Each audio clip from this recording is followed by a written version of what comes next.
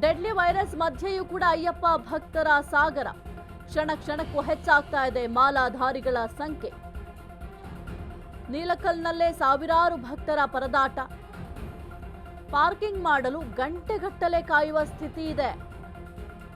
ಭಕ್ತರ ನಿಯಂತ್ರಣಕ್ಕೆ ಆಡಳಿತ ಮಂಡಳಿ ಹರಸಾಹಸ ಪಡ್ತಾ ಇದೆ.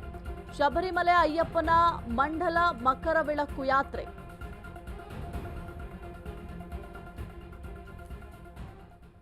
ಇನ್ನು ರೋಗ ಲಕ್ಷಣ ನಿರ್ಲಕ್ಷಿಸದೆ ಇರೋದಕ್ಕೆ ಮನವಿಯನ್ನ ಮಾಡಲಾಗಿದೆ.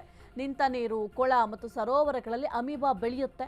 ಇನ್ನು ಕಲುಷಿತ ಮತ್ತೆ ನಿಂತ ನೀರು ಬಳಸದಂತೆ ಭಕ್ತರಿಗೆ ಸೂಚನೆಯನ್ನ ನೀಡಲಾಗಿದೆ.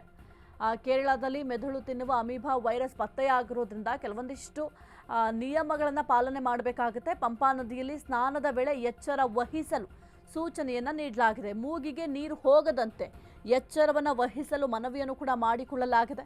ಯಾತ್ರೆಗೆ ಬರುವ ಭಕ್ತರು ಬಿಸಿ ನೀರು ಕುಡಿಯೋದಕ್ಕೆ ಸಲಹೆಯನ್ನು ನೀಡಲಾಗಿದೆ. ಇನ್ನು ಜ್ವರ, ತೀವ್ರ ತಲೆನೋವು, ವಾಕರಿಕೆ, ವಾಂತಿ ಈ ರೀತಿಯ ಲಕ್ಷಣಗಳಿರುತ್ತೆ. ಇನ್ನು ಗೊಂದಲ, ಮಾನಸಿಕ ಸ್ಥಿತಿಗಳಲ್ಲಿ ಬದಲಾವಣೆ ಆಗುತ್ತೆ.